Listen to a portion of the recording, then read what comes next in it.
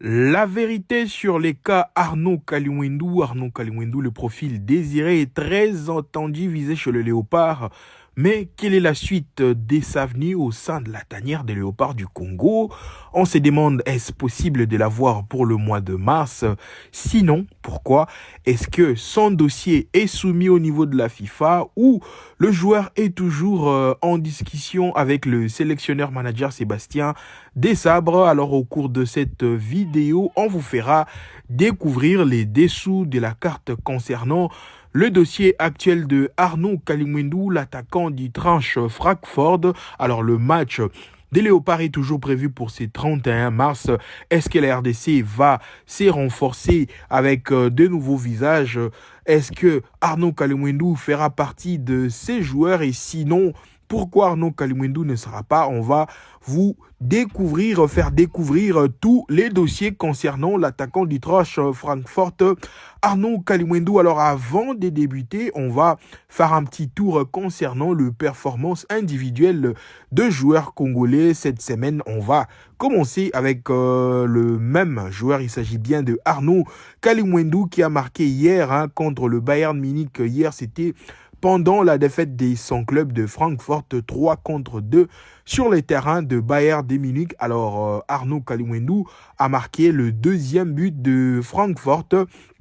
Ainsi, c'était son troisième but depuis l'arrivée au Bundesliga. En Bundesliga, alors Arnaud Kaliwindou compte à présent 3 buts et une passe décisive depuis sa signature au mois de janvier. Un mois seulement, 3 buts. Le joueur s'adapte très bien au championnat allemand. Par contre, au niveau de l'Angleterre, c'était un peu plus compliqué. Le joueur retrouve ses sensations. En tout cas, on est très satisfait de ses performances et surtout, la Coupe du Monde s'annonce au mois de juin. Alors, le joueur va s'est donné cette chance de participer à la Coupe du Monde si jamais il est qualifié soit avec la RDC ou encore avec l'équipe de France. Alors, on va passer à ce deuxième joueur, Cédric Bakambu, buteur, mais malheureusement blessé à la cuisse après les matchs d'hier contre Rayo Vallecano, qui a d'ailleurs ouvert le score à la 16e minute de jeu. Malheureusement, Cédric Bakambu n'a pu jouer que 45 minutes de jeu pour cause des blessures. Son entraîneur Manuel Pellegrini l'a annoncé que Cédric Bakambu présentait une douleur au niveau de sa cuisse, chose qui l'empêchait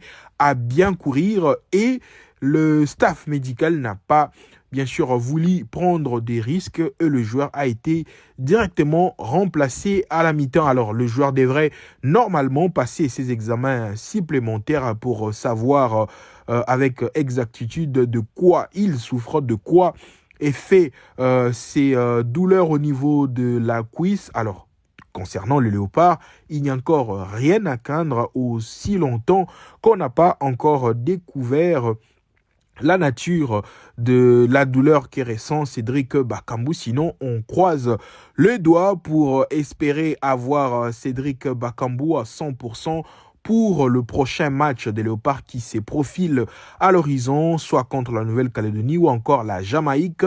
Ça sera le 31 mars prochain à Guadalajara, au Mexique. Par contre, le match amical prévu entre la RDC et Bermude est toujours calé pour le 23 mars prochain. Donc la RDC va disputer un premier match avant d'aller jouer ces matchs qualificatifs à la Coupe du Monde. Alors on va passer à cette troisième performance.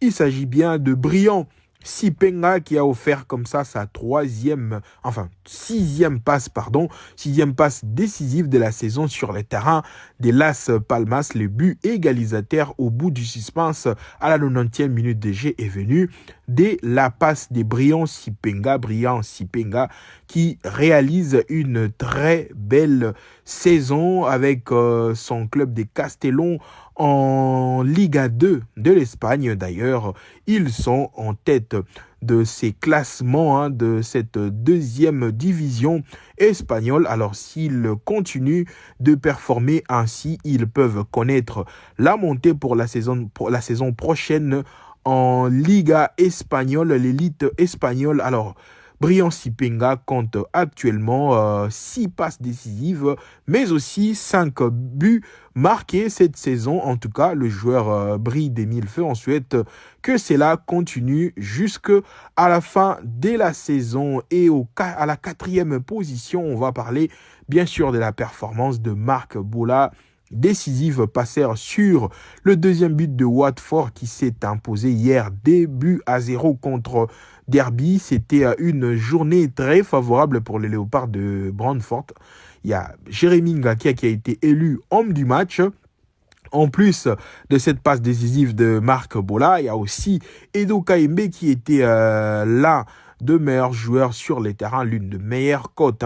Edo Kaembe faisait partie, mais aussi on parlera de ces probables léopards peut-être, Stéphane Mfuni qui est d'origine congolaise, qui également avait l'une des meilleures cotes au cours de ces matchs avec son club de Watford, lui qui vient en prêt, il était à Manchester City, alors il joue en prêt du côté de Watford, alors il s'exprime de la plus belle. L'autre fois, il était dans l'axe central, mais hier, il a évolué comme étant latéral gauche, alors il est polyvalent, en même temps, il peut faire comme latéral gauche ou encore défenseur gauche. Alors on souhaite en tout cas que Stéphane Mfulu, tout se passe bien pour lui à Watford et pourquoi pas retrouver le haut niveau en Angleterre et si jamais son choix s'est porté pour la RDC, un jour représenter les Léopards de la RDC. Alors avant de finir et rentrer sur notre dossier principal s'agissant de Arnaud Kalimuendo, on va enfin boucler la boucle avec ces dossiers concernant les Léopards de la RDC. Alors, les Léopards de la RDC n'auraient jamais jusqu'ici reçu leur prime des qualifications d'après certaines sources, qualifications de la Coupe d'Afrique 2025 bien sûr, et c'est le cas pour les Léopards A' qui ont disputé les CHAN, n'ont jamais touché à leur prime jusqu'à ces jours-ci. On est au mois de février. Personne n'a touché leur prime. Par contre, les Léopards n'ont pas vraiment voulu contester comme cela a été le cas dans les années précédentes où à chaque fois le prime tardait, le joueur grévait. Alors cette fois-ci, le joueur n'a pas voulu gréver, mais par contre, personne n'a touché à ces primes des Léopards. En tout cas, ont pris au ministère des Sports, à la fédération qui gère bien sûr, accompagné du ministère des Sports, de bien vouloir régler cette situation des Léopards qui mouillent leur maillot sur les terrains et surtout qu'il y a encore un match très décisif qui pointe à l'horizon. Dans quelques jours, la RDC va jouer le match le plus important des Léopards depuis, plus de 2 décennies ou 3-4 décennies, que la RDC n'a plus jamais été aussi proche d'une qualification à la Coupe du Monde. Alors 90 minutes, un seul match pour se qualifier. Alors je pense que on a tout intérêt à bien mettre ces Léopards dans de bonnes conditions et surtout leur payer leur prime de cette qualification de la CAN 2025 passée déjà. Alors voilà, nous sommes autour de notre sujet principal pour évoquer le cas de Arnaud Kalimuendo avec les Léopards. Le jour s'approche. Qu'en est-il du dossier Kalimuendo? Il va jouer avec les Léopards ou non? Alors, restez avec nous pour suivre les dossiers en détail. Alors, Arnaud Kalimuendo, comme vous le savez, est de nationalité française actuellement puisqu'il a déjà joué avec le jeune espoir de la France. Alors, à l'heure actuelle, âgé de 24 ans, alors il avance petit à petit vers l'âge qui devrait être un peu plus compliqué pour accéder à une sélection nationale, surtout avec l'équipe de France. Alors Arnaud Kalimuendo a vraiment intérêt à faire un choix, soit d'attendre la France encore et encore soit de rallier la RDC qui le souhaite depuis un temps. Alors, comment se passe actuellement le dossier d'Arnaud Kalimwendou? Alors, Arnaud Kalimwendou a été approché par la RDC. La RDC, donc quand je parle de la RDC, je vois le sélectionneur national, la fédération. Voilà, en gros, on parlerait de la RDC. Alors, Arnaud Kalimwendou approché par la RDC pour représenter le couleur de ses origines, qui est né des parents congolais. D'ailleurs, il a été de passage à Kinshasa il y a quelques années. Arnaud Kalimwendou, qui a connu bien sûr la RDC après ses vacances. Alors, la sélection nationale congolaise voudrait bien se renforcer avec un nouvel attaquant. Arnaud Kalimwendou était bel et bien ses profils favorables pour renforcer la RDC. Alors, à prime abord, le Congo était parti, bien sûr, approcher son entourage et lui-même le concerné. D'ailleurs, une révélation faite par son oncle, passée il n'y a pas très longtemps dans une émission, c'était ici sur place à Paris, en France. Alors, il avait bel et bien souligné que Arnaud Kalimwendou avait des discussions avec le sélectionneur national, avec le Congo. Alors, où est-ce qu'on est arrivé avec ces discussions? Alors, à l'heure actuelle, au-delà des discussions, le joueur Arnaud Kalimwendou aurait déjà donné son aval pour représenter la RDC. Alors, Arnaud Kalimwendou, peut-être bien sûr ces profils que la RDC doit normalement se renforcer, mais la grande question se pose à quand, bien sûr, ces joueurs peuvent venir renforcer la RDC, au-delà, bien sûr, de son aval, parce que le plus grand problème n'est pas l'aval. Le joueur peut dire oui, le joueur peut dire que je veux, bien sûr, représenter la RDC, mais le plus grand problème pour la plupart de joueurs qui disent oui à certaines personnes, peut-être aux sélectionneurs, peut-être à ses entourages, et voilà, le plus grand problème, c'est que le problème passe au niveau de fédération, c'est-à-dire que le joueur fasse sa lettre de vouloir représenter une nouvelle fédération, donc pour le cas d'Arnaud Kalimwendou, que le joueur indique à la fédération française qu'il veut, bien sûr, représenter la RDC, et que son dossier arrive au niveau de la fédération de la France. Qui va faire la fédération de la France? Il va accuser premièrement réception de cette lettre indiquée par le joueur de vouloir représenter la fédération, pour ce qui est le cas de Arnaud Kalimwendou. Et ensuite, la fédération française, après avoir accusé réception de cette demande du joueur, la fédération française doit maintenant envoyer le dossier d'Arnaud Kalimwendou à la fédération congolaise de football, comme quoi elle également approuve cette demande du joueur. Alors, à la fédération congolaise de football, donc la FECOFA, si les cas, j'explique normalement comment les dossiers devraient être faits. Alors, à la fédération congolaise de football, donc la FECOFA, d'aller passer les relais au niveau de la FIFA pour qu'enfin la FIFA accepte, approuve ces changements de nationalité.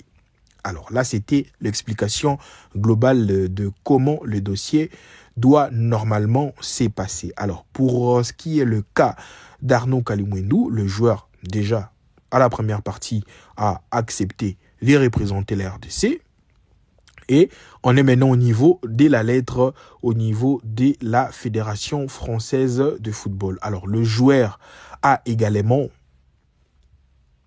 indiqué à la Fédération française de son souhait de représenter la RDC. Il a également fait le plus dur, ce que plusieurs n'arrivent pas à faire. Il a bien sûr envoyé sa lettre au niveau de la Fédération française et la lettre a bel et bien été reçue par la Fédération française de football. Et on est actuellement en attente, bien sûr, du retour de cette lettre qui doit arriver au niveau de la fédération, la FECOFA, pour que la FECOFA aille maintenant déposer ses dossiers au niveau de la FIFA. Alors, c'est à ces niveaux que le dossier Kalimwendou est à l'arrêt. Donc, entre les deux fédérations, la fédération française n'a pas encore envoyé ces dossiers au niveau de la FECOFA pour que la FECOFA passe les relais au niveau de la FIFA. Est-ce que la fédération française ralentit les dossiers de Arnaud Kalimwendou? À cette question, on ne sait répondre oui ou non, mais est-il que le dossier tarde encore au niveau de la fédération française de football? Quand est-ce que le dossier sera libéré? On ne sait pas. Peut-être que ça peut être libéré dans les prochaines heures, on ne sait pas. Peut-être dans 1 mois, dans 2 mois, dans 3 mois. En tout cas, la libération de ces dossiers, on ne sait pas à quand la fédération française va libérer ces dossiers. Est-ce que la fédération française essaye de stopper ou encore de ralentir ces dossiers en attendant peut-être que le joueur peut changer d'avis ou aller cette fois-ci dans le sens de l'équipe nationale de la France, les Bleus? C'est des questions qu'on se pose jusque-là. Mais au-delà de tout, la volonté, le souhait du joueur de jouer pour la RDC, elle est là. La lettre, elle a été bel et bien déposée sur la table de la fédération française. Alors, quitte à la fédération française de faire ce qui est bien, ce qui est la volonté du joueur. Alors, si le dossier est libéré au niveau de la fédération française, je pense que le chose va se passer à une vitesse supérieure au niveau de la FIFA et je ne pense pas que le dossier tardera encore plus davantage. Parce que au niveau de la FIFA, les choses peuvent aller vite, hein, comme fut le cas avec d'ailleurs le joueur du Sénégal, Ibrahim Mbaye. Son cas avant la CAN n'était pas encore approuvé. Mais une fois que le dossier a été déposé sur la table de la FIFA, je pense que en moins de 1 mois, le dossier a été approuvé. Puis le joueur a joué en faveur du Sénégal pendant la Coupe d'Afrique des Nations. Alors, prions que le dossier Kalimwendou quitte finalement la fédération française pour passer à la fédération congolaise avant que le dossier arrive rapidement au niveau de la FIFA. Alors, on observe aujourd'hui avec les fédérations cette sorte de ralentissement des dossiers des binationaux. Ils ne veulent pas aussi libérer rapidement leurs dossiers. Rappelez-vous, les dossiers Mathieu Polo, encore Mario Stroikans, et même Michel-Ange Balikwisha ont été aussi retardés au niveau de la fédération belge qui a ralenti le dossier et c'est la cause même que le joueur n'arrivait pas à jouer jusqu'à quelques heures du match RDC-Nigeria.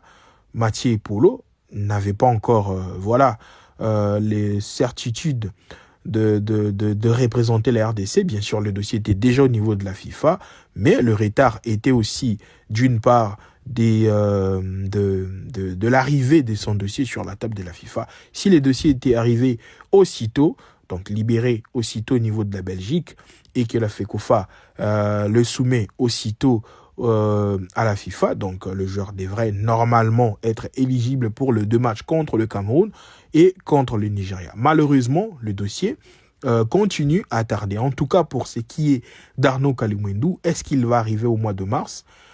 À cette question, ça dépend de la libération de son dossier au niveau de la Fédération de la France et du traitement de la FIFA. Si le chose arrivait à être réglé dans le, 20 derniers jours avant le match contre la Nouvelle-Calédonie ou la Jamaïque, donc le mois de mars, si le dossier arrivait à être régularisé, le joueur peut venir représenter la RDC. Mais seulement, le sélectionneur doit déjà publier sa liste, je pense, dans quelques jours.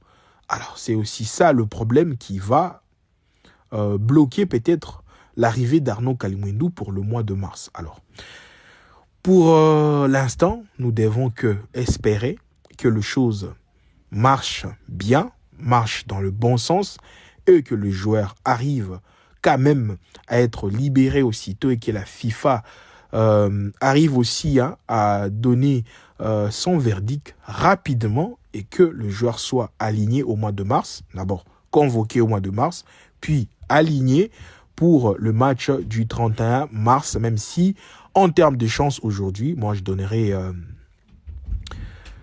30% des chances pour voir Arnaud Kalimuendo au mois de mars, et c'est 70% et que le joueur ne soit pas au mois de mars, d'autant que le dossier soit libéré entre les deux fédérations et arrivé au niveau de la FIFA, et les risques du sélectionneur de sélectionner un joueur qui peut-être ne sera pas disponible et laisser quelqu'un un autre joueur qui peut servir la nation pendant qu'il est déjà éligible. Alors voilà, on est à la fin de cette vidéo. Souhaitons que les choses marchent bien pour Arnaud Kalimuendo dans le prochain jour pour représenter le pays de ses ancêtres. Merci.